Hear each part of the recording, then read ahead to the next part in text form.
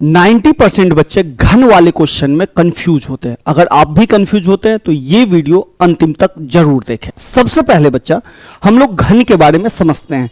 देखिए बाबू, हम लोगों ने लास्ट टाइम घनाभ पढ़ा था। घन क्या होता है बच्चा? घन में हर एक साइड जो होता है, हर एक भुजा जो होता है बाबू, वो इक्वल होता है। वो क्या होता है बच्चा? इक्वल। जैसे अगर ये घन है तो घन का हर एक साइड क्या होगा बाबू? इक्वल होगा। जबकि घनाभ में लंबाई चौड़ाई ऊंचाई सब अलग अलग था। तो ये जो घन है तो हम मान लेते हैं इसका भुजा जो है ए है। हम कुछ भी मान सकते हैं, ठीक है? ये सभी है। तो सबसे पहले हम याद रखेंगे कि घन का जो आयतन होता है, घन का आयतन ये होता है एक क्यू। कैसे होता है? तो देखिए, घनाभ और घन सेम ही होता है। घनाभ में क्या होता है बच्चा? लंबाई चौड़ाई ऊंचाई होती है। तो घनाभ का आयतन क्या होता है? एल गुने बी गुने एच होता है। लेकिन यहां पे सारा साइड ए है तो लंबाई भी ए है, चौड़ाई भी ए है, ऊंचाई भी है। इन तीनों को गुना करेंगे तो क्या निकल जाएगा? ए का क्यू। अगर भुजा मान है तो साइड का क्यू मान लीजिए, ठीक है? इसी तरह आपका आता है घन का कुल पृष्ठीय क्षेत्रफल।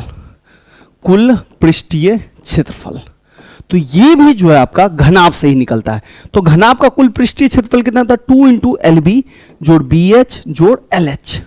अब चूंकि यहां पे घन का लंबाई भी ए है, चौड़ाई भी ए है, चौड़ाई भी ए है, ऊंचाई भी ए है, प्लस लंबाई भी ए है, ऊंचाई भी ए है। कहानी खत्म। यानी कि दो ए को ए से गुना करेंगे ए स्क्वायर, प्लस ए को ए से ए स्क्वायर, फिर ए को ए से ए स्क्वायर। यानी कि इस तीनों को जोड़ेंगे तो 3 ए स्क्वायर आएगा, और ये 2 से गुना हो जाएगा 3 ए स्क्वायर, तो ये हो जाएगा 6 स्क्वायर। यानी कि सारा फॉर्मूला का जो घन का है बाबू, वो सब कहां से निकल के आता है? घनाभ से। अगर आपने घनाभ का वीडियो नहीं देखा है तो जाइए उसे जरूर देख लीजिए। थर्ड आता है आपका घन का पार्श्व पृष्ठीय क्षेत्रफल। पार्श्व पृष्ठीय क्षेत्रफल क्या होता है? बस ऊपर का और नीचे का छोड़ दीजिए और सब पार्ट इसमें ले लीजिए। तो इसका फॉर्मूला, अच्छा इसका फॉर्मूला हो गया 6a स्क्वायर, इसका हो जाएगा 4a स्क्वायर। और फिर आता है आपका घन का विकर्ण। तो घन का विकर्ण का मतलब क्या हुआ? वो कौन सा लंबा छड़ है जो हम इसके अंदर रख पाएंगे। तो √3 इंटू ए ऐसे याद रखेंगे, ठीक है बच्चा? यानी कि अगर इस घन में है तो घन में ऐसे जो लंबा छड़ रखेंगे इसी को कहेंगे, ठीक है बच्चा?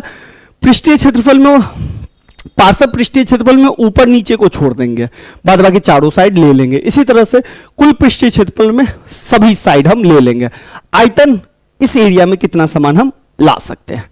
चलिए बाबू, अब क्वेश्चन पे आते हैं। क्वेश्चन क्या है? एक घन की एक भुजा 7 सेंटीमीटर है, तो भुजा को हम घन में क्या मानते हैं? ए। तो ए बराबर हो गया 7 सेंटीमीटर। उसका पूर्ण पृष्ठीय क्षेत्रफल ज्ञात कीजिए। लगा दीजिए भाई, घन का पूर्ण पृष्ठीय क्षेत्रफल। तो पूर्ण पृष्ठीय क्षेत्रफल का फॉर्मूला आपको याद हो गया होगा। अगर नहीं याद हो गया तो बार बार क्वेश्चन रिपीट करिएगा तो याद हो जाएगा। इसका होता है भाई 6a स्क्वायर, ठीक है? डाल दीजिए भाई 6 गुने ए का मान कितना बच्चा? 7। डाल दीजिए 7, स्क्वायर है तो 2 बार लिख दीजिए, 7 गुने 7। तो ये हो गया, 7 को 7 से करेंगे तो 49, 6 गुने 49। फिर इसको गुना कर देंगे तो 9 छक 54 का 4 हासिल 5, 6 चक 24 और 5 29। तो ये हो गया 294। चूंकि ये पृष्ठीय क्षेत्रफल है, क्षेत्रफल हमेशा स्क्वायर में होता है तो इसीलिए सेंटीमीटर स्क्वायर। ये आपका आंसर आ गया। चलिए क्वेश्चन और ले लेते हैं। यदि किसी घन का आयतन, इस बार आयतन दे दिया है तो लिख दीजिए घन का आयतन। घन का आयतन कितना दे दिया है? 216, ठीक है बाबू? उसकी भुजा ज्ञात करना है। इस बार आयतन दे दिया है, भुजा ज्ञात करना है। कुछ नहीं करिए, घन के आयतन के नीचे इसका फॉर्मूला लिखिए। तो घन के आयतन का फॉर्मूला क्या होता है? ए का क्यूब, भुजा का क्यूब, और इधर क्या हो गया बाबू? 216। अब देखिए, अब इसके पास 2 तरीका है। एक तरीका तो ये, इधर से 3 हटेगा तो इधर स्क्वायर क्यूब लगेगा। एक तरीका है, इधर क्यूब में है, 216 को भी क्यूब बना लीजिए। 216 को क्यूब हम कैसे बनाएंगे बच्चा? सिंपल 6 के पावर 3। अगर आपको 216 का क्यूब बनाने में दिक्कत है तो कुछ नहीं करना है, 216 का फैक्टर कर लीजिए।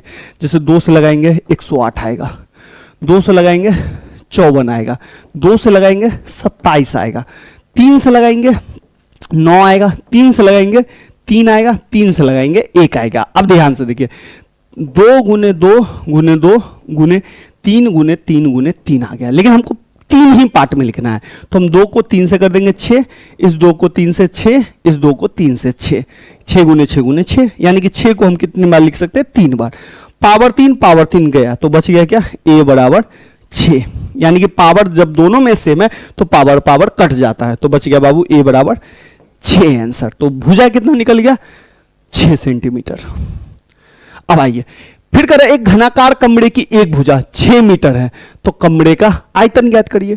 तो आयतन में क्या करेंगे? भुजा दिया है तो भुजा को पावर 3 कर देंगे, आयतन निकल जाएगा। तो जल्दी से इसका आप लोग आंसर मुझे कमेंट में दीजिए। लोग यहां तक रुके हैं, अगर आपको समझ में आया तो हमारे चैनल को सब्सक्राइब कर सकते हैं और अपने दोस्तों को शेयर कर सकते हैं।